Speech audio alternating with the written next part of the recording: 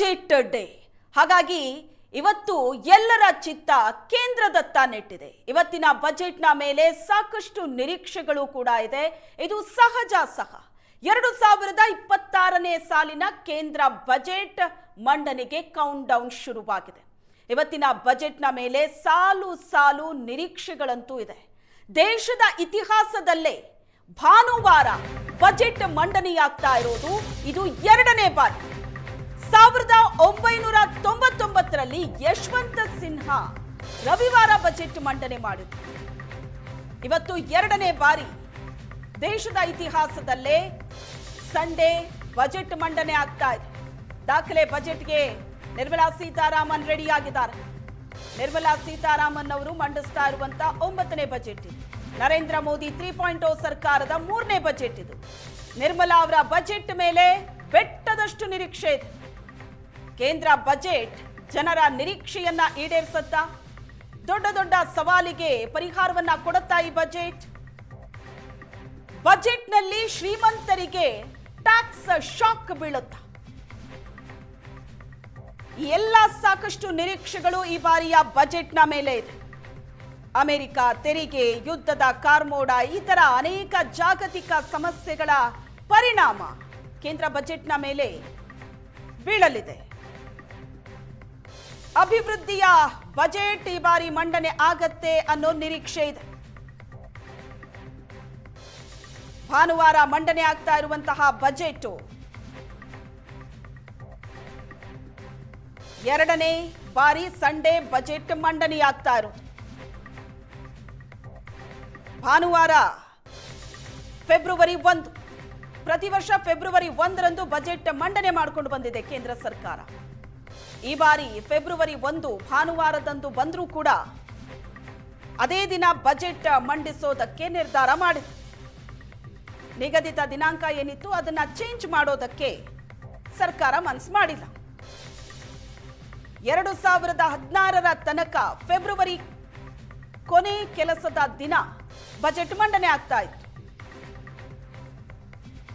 ಆದ್ರೆ ಆಗ ಸಮಸ್ಯೆ ಏನಾಗ್ತಿತ್ತು ಅಂದ್ರೆ ಹಣಕಾಸು ವರ್ಷ ಏಪ್ರಿಲ್ 1ಕ್ಕೆ ಪ್ರಾರಂಭ ಆಗ್ತಾ ಇತ್ತು. ಹಾಗಾಗಿ ಹೊಸ ನೀತಿ, ತೆರಿಗೆ ನಿಯಮ ಇದ್ರಗಳ ಮೇಲೆ ಇಂಪ್ಲಿಮೆಂಟ್ ಮಾಡೋದಕ್ಕೆ ಬಹಳ ಕಡಿಮೆ ಸಮಯ ಇರ್ತಾ ಇತ್ತು. ಹಾಗಾಗಿ ಫೆಬ್ರವರಿ 1ರಂದೇ ಬಜೆಟ್ ಮಂಡನೆ ಮಾಡೋದನ್ನ 2017ರಲ್ಲಿ ಹಣಕಾಸು ಸಚಿವರಾಗಿದ್ದ ಅರುಣ್ ಜೇಟ್ಲಿ ಮೊದಲ ಬಾರಿಗೆ ಫೆಬ್ರವರಿ 1ರಂದೇ ಬಜೆಟ್ ಮಂಡನೆ ಮಾಡ್ತಾರೆ. ಅಲ್ಲಿಂದ ಇದೇ ಪದ್ಧತಿ ಮುಂದುವರೆಕೊಂಡು ಬಂದಿದೆ. ಹೊಸ ಮೈಲಿಗಲ್ಲು ಸಾಧಿಸೋದಕ್ಕೆ ನಿರ್ಮಲಾ ಸೀತಾರಾಮನ್ ರೆಡಿ ಆಗಿದ್ದಾರೆ. ಸತತ 9ನೇ ಬಜೆಟ್ ನಿರ್ಮಲಾ ಸೀತಾರಾಮನ್ ಮಂಡಿಸಲಿರೋದು. 2019ರ ಜುಲೈನಲ್ಲಿ ಮೊದಲ ಪೂರ್ಣಾವಧಿ ಮಹಿಳಾ ಹಣಕಾಸು ಸಚಿವೆ.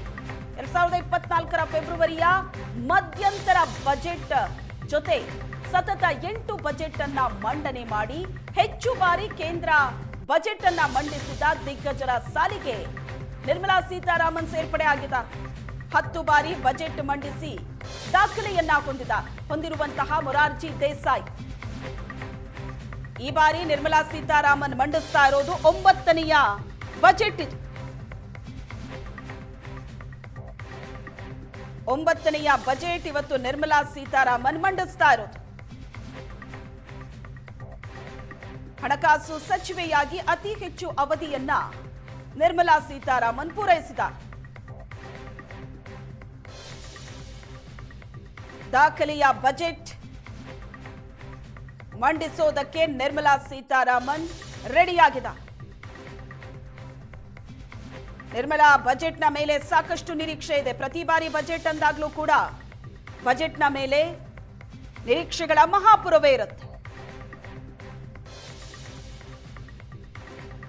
ಜನಸಾಮಾನ್ಯರಿಗೆ, ತೆರಿಗೆದಾರರಿಗೆ, ಸಣ್ಣ ದೊಡ್ಡ ಉದ್ದಿಮೆದಾರರಿಗೆ, ಕೃಷಿಕರಿಗೆ, ಹೀಗೆ ಪ್ರತಿ ವಿಭಾಗಗಳಲ್ಲೂ ಎಲ್ಲ ಆಯಾಮಗಳಿಂದಲೂ ಕೂಡ ಬಜೆಟ್ನ ಮೇಲೆ ಒಂದಷ್ಟು ಎಕ್ಸ್ಪೆಕ್ಟೇಷನ್ ಇರುತ್ತೆ. ತೆರಿಗೆಯಲ್ಲೇನಾದ್ರೂ ಹೊಸ ನೀತಿ ಜಾರಿಗೆ ಬರುತ್ತಾ? ಬಹಳ ದೊಡ್ಡ ಬದಲಾವಣೆಯನ್ನ ಕೇಂದ್ರ ಸರ್ಕಾರ ಈ ಬಾರಿ ಮಾಡಿದೆಯಾ? ಈ ಪ್ರಶ್ನೆಗಳಿಗೆ ನಮ್ಮ ಸ್ವಲ್ಪ ಹೊತ್ತಲ್ಲಿ ಉತ್ತರ ಸಿಗುತ್ತೆ.